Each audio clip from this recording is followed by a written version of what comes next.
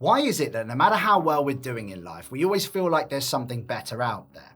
And look, cards on the table, I'm probably thinking about this a little bit more than I should. Like, I'm not where I should be, or not maximizing every opportunity that comes my way, that I've somehow not lived up to my potential or the others' expectations of me.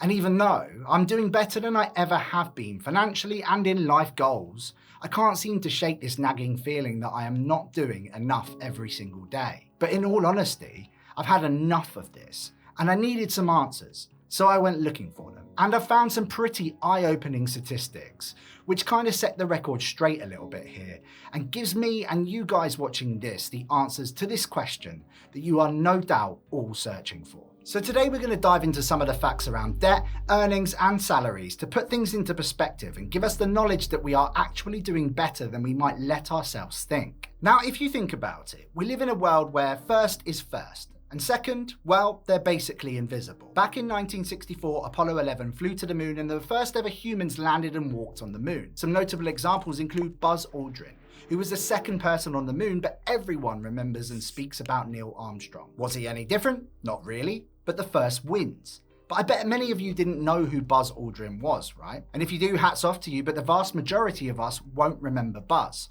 But we all remember Neil. So what does that actually mean? Well, let's address the elephant in the room with an example more in line with how we see the world today, and that is the internet. Wow, elephant in the room. Or more specifically, social media. Every time we hop online, we see another 20-year-old millionaire who's thought up some new AI concept and made £10 million in 3 months. And all while this is happening, we have to realize that the vast majority of this is the top 0.00001% of individuals. They get the views because they've done amazing things, and sure, hats off to them. But it creates a playing field which isn't even. You think they're first in the race, and so you strive to hit goals which are essentially unobtainable for the everyday person. The playing field has been stretched so wide, we're never satisfied with what is essentially pretty good for someone of our age and our roles in society. But let's start somewhere that we can actually relate to, and that is our own salaries. Okay, so for context, 8.4% of the world's population live on $2.15 or less a day. That's the equivalent of £33 a month. Then we have over 60% of the entire world earning less than $6.15 a day, or the equivalent of £100 a month. Because of course, large parts of this is actually skewed by how much it actually costs to, say, live in different parts of the world. So I just want to jump into the UK for a second to make this plain and simple. The median UK salary is currently £37,430. This is a bit of a fairer representation of earnings, as it's literally the middle amount and it isn't skewed by, say, higher earnings, so it's not the average. Take home, that's around about £2,500 a month. Now, we know that even the median or average figures, whatever you look at, it doesn't give a fair reflection of how life really is in the UK. When we hear that, it should actually make us realise that we're actually doing pretty well in comparison to, say, the rest of the world. But somehow it just doesn't. If everyone around you, close friends and family, all earn, say, £40,000 or £45,000, and you earned the median average wage of £37,430, the difference is tiny, but we still feel inadequate in that example. And another factor is pressure, milestone pressure. We're 30 and we haven't got a mortgage, a dog and 2 kids yet. We're 40 and we haven't done the extension yet. A UK study by Relate showed that 77% of millennials and 83% of Gen Z are currently feeling the pressure to reach life milestones. And that's compared to 66% of over 75s and 70% of baby boomers who felt that way when they were younger. But the truth is, we are wired like this. Humans are wired to think negatively due to a negative bias, an evolutionary adaptation that prioritizes the processing of negative stimuli to enhance survival metrics in our brain by quickly identifying potential threats. And this bias, which is helpful in ancestral times, can lead to overemphasizing on negative experiences in modern life. And this all factors in together.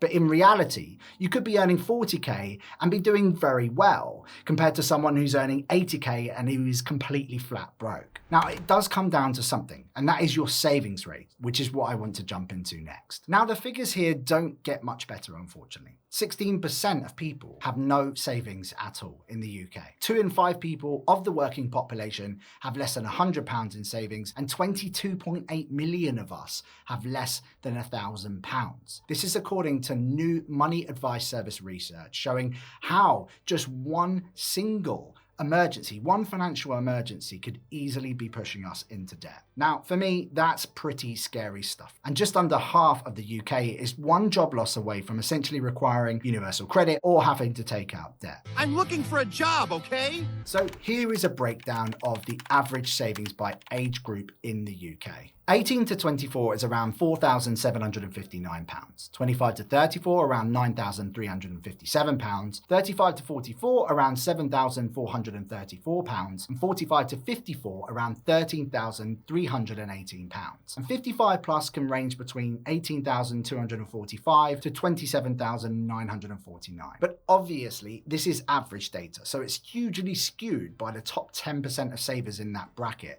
who have extortionately more than the ones who have nothing, for example.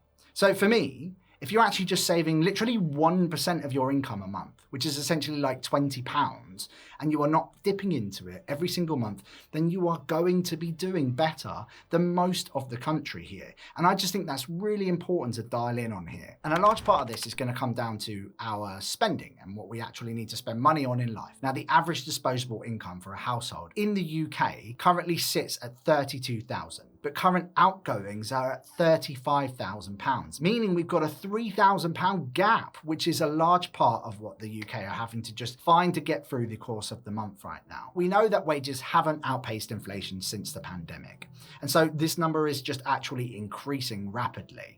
And the simple fact is that the UK's poverty rate is on the rise. And it's because people simply can't afford right now to cover basic necessities and the cost of living. So I want to be clear that this is not just a spending problem for large parts of the country. And if you can cover all your bills and basic needs each month, then you're also doing better than most. And we have to remember that. Now, next up, I want to look at debt. Now, look, I'm not going to sugarcoat this next bit. The figures around debt are actually pretty bad. So please brace yourselves here for this next bit. And I got to this point doing this prep on the video, the research here, and this one really hit home about how many of us are actually struggling right now. So here are the figures going from 2024 going back to 2015. As you can see, the household debt has been rising solidly year on year by roughly 9.1%. This is of course impacted by inflation, as of course things rise, so naturally debt, if it's not getting eased, will increase. But if we take away average inflation rate of 3% to those debt levels, they've been rising by 6.1% since 2015. But really interestingly, when we look at credit cards, which for most is a large part of non-mortgage related debt, it's actually dropped significantly since COVID. We spent less, so our borrowing declined, which is super interesting. But that has actually been rising back up pretty quickly, and we're now kind of at similar pre-COVID levels here. But again, looking at the data by age, younger people are in a lot more debt than older people. And I do get that, because as you get older, your spending power and your jobs, that likely increases, your salary increases.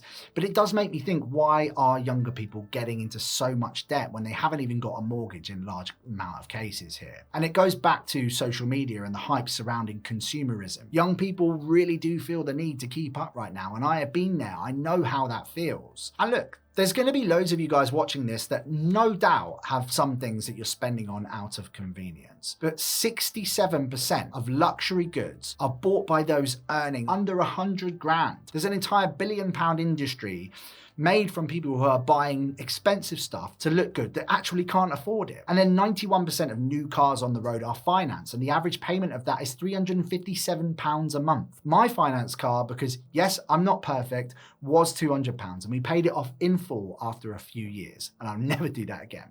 That money is going towards savings and investments and, life. A lot of money management is actually choice. And yes, I 100% acknowledge that there's millions struggling to make ends meet right now.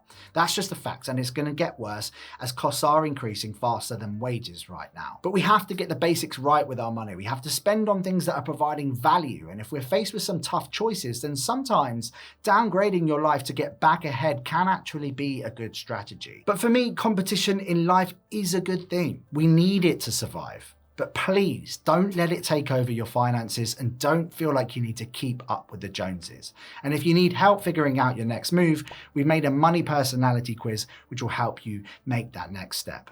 I'll catch you on the next one.